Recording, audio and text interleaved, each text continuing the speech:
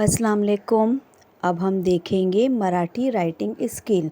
ये सभी के लिए है, चाहे इंग्लिश मीडियम हो, चाहे उर्दू मीडियम हो, चाहे मराठी मीडियम हो, चाहे हिंदी मीडियम हो। राइटिंग स्किल के टॉपिक सभी के लिए एक जैसे ही होते हैं। तो आइए देखते हैं कि क्या टॉपिक्स हैं। क्वेश्चन नंबर 5 में ऑप्शंस होते हैं राइटिंग स्किल के। क्वेश्चन नंबर 5 का अ, क्वेश्चन नंबर 5 का आ और क्वेश्चन नंबर 5 का ई।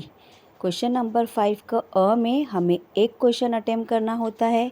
क्वेश्चन नंबर 5 के आ में हमें 2 क्वेश्चंस अटेम्प्ट करने होते हैं और क्वेश्चन नंबर 5 के ई में हमें एक क्वेश्चन अटेम्प्ट करना होता है। एक क्वेश्चन जो है अ वाला वो 6 मार्क्स का होता है। आ वाले में 2 होते हैं जो 5 मार्क्स के होते हैं और ई में जो है वो एक होता है 8 मार्क्स का, और ये बहुत इम्पॉर्टेंट है। यहाँ पर बच्चों ये फ़ायदा है कि हमें ऑप्शंस बहुत ज़्यादा मिलते हैं। हम चूज़ कर सकते हैं कि हम क्या हमारे लिए इजी है, हम कहाँ पे जो है मार्क्स हासिल कर सकते हैं। तकरीबन 9 ऑप्शंस होते हैं, ठीक है। 9 ऑप्शंस में से हमें 4 ऑप्शंस चुनने पड़ते हैं ऑप्शंस के हिसाब से। तो क्या होता है, एक औपचारिक पत्र, हाँ, ऑफिशियल लेटर, एक अनौपचारिक पत्र यानी अनऑफिशियल लेटर, सारांश लेखन, जाहिरात लेखन, बातमी लेखन, कथा लेखन यानी स्टोरी राइटिंग, फिर हम प्रसंग लेखन पे आते हैं, फिर आत्मकथन यानी आप बीती और वैचारिक लेखन।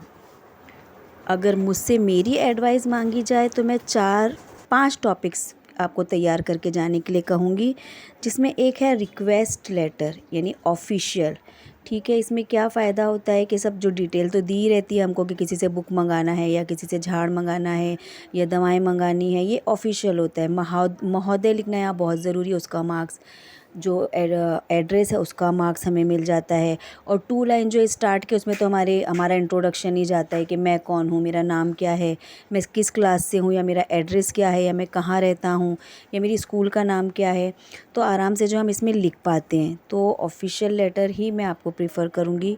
जो दूसरा है वो जाहिरात लेखन यानी एडवर्टीज़मेंट, ठीक है। ये एडवर्टीज़मेंट भी ऐसा बॉक्स बना के बहुत अच्छे से, बहुत डिटेल में हमें अच्छे से वो हाईलाइट करके लिखना होता है। इसका जो मेन निचोड़ है एडवर्टीज़मेंट लिखने का, अगर ये 3 चीज़ें आपकी नज़र आ जाती है तो आपको मार्क्स मिलेंगे। हेडलाइन, स्लोगन और टाइटल। ये 3 चीज़ आप अच्छे से लिखते हो, बॉक्स बनाते हो, उभारते हो, थोड़ा कहीं पे कोई ज़्यादा मोटा करके लिख के दिखाते हो, कहीं बारीक, जैसा आपने देखे होंगे इश्तिहार, तो ये हमें जो है फ़ायदा हो जाता है, हमें मार्क्स यहाँ मिल जाते हैं। तीसरा है बातमी लेखन यानी न्यूज़ रिपोर्ट। तो जो न्यूज़ रिपोर्ट है तो ये हम खुद से तैयार करते हैं। अगर हमने लिखा है तो हमें मार्क्स मिलेगा ही, थोड़ी कोई वहाँ मौजूद था जिसने देखा कि हमने क्या रिपोर्ट तैयार की, हमने लिखा है। तो उसमें मेन लेकिन पॉइंट क्या लिखने होते हैं, लोकेशन, पूना में है, नागपुर में है, कोल्हापुर में है, औरंगाबाद में है, मुंबई में है।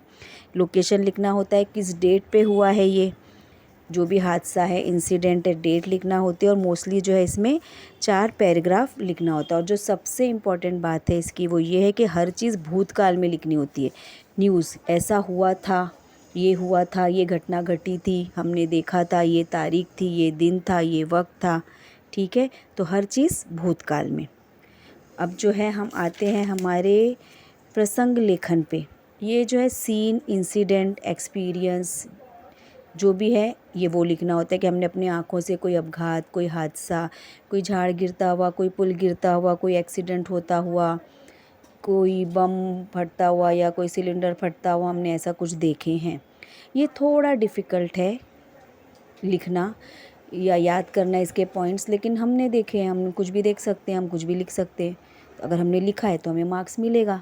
यहाँ ये फ़ायदा है कि अगर हम लिखते हैं तो हमें मार्क्स मिल जाता है।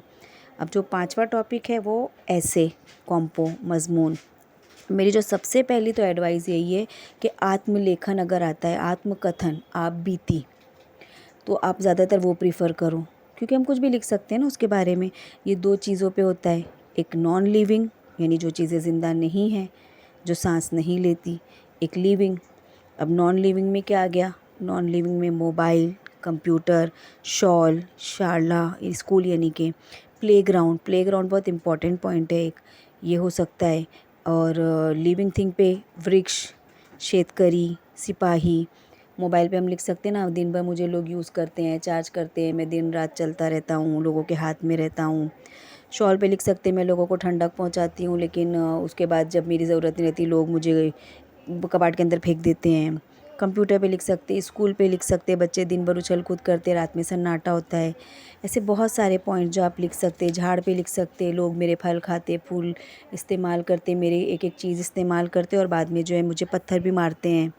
बस ये है कि आपको लिखना आना चाहिए, आपको लिखने आना चाहिए 3 से 4 पैराग्राफ, 80 से 100 वर्ड्स आप लिख लो तो आपको मार्क्स मिल जाएंगे। ये छोड़ना ही नहीं है, ये ऐसा है राइटिंग स्किल कि राइटिंग स्किल छोड़ना यानी अपना बहुत बड़ा नुकसान करना, तो ये हमें छोड़ना ही नहीं है, लिख कर ही आना है।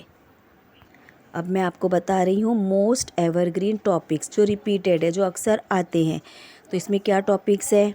रेन, प्लेग्राउंड, फार्मर यानी शेतकरी, हमारे किसान, एनी एक्सीडेंट, एनी इंसिडेंट जो हमने अपनी आँखों से देखे हैं, स्वच्छता अभियान, सफाई वगैरह, शिक्षक, टीचर को लेके कोई टॉपिक आ सकता है, शाला स्कूल के लेके कोई टॉपिक आ सकता है। यहाँ पे भी आत्मकथन तरह तरह के आ सकते हैं और आत्मकथन को मैं प्रीफ़र करती हूँ कि आप लिखोगे तो आपको मार्क्स मिलेगा। शाल है तो मिशाल बोलते, मी मोबाइल बोलते, स्टार्ट ऐसा करने का है और अपनी दुख भरी कहानी, अपनी सुख भरी कहानी, मेरा यूज़ कैसा करते, ये सब हमें लिखना है।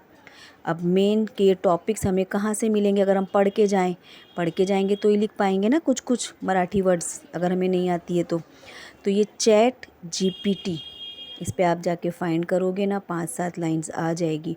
अगर आप पढ़ के जाओगे तो आपके आंसर्स वगैरह भी देखो, पोएम्स भी है, वृक्ष के ऊपर है, शॉल पर है, गार्डन पर है, ऐसा स्कूल के इस क्वेश्चन आंसर्स के भी आप कुछ कुछ पॉइंट जो है ठोक सकते हो, क्योंकि अब हमें यही करना है ना, कुछ ना कुछ लिख कर आना है।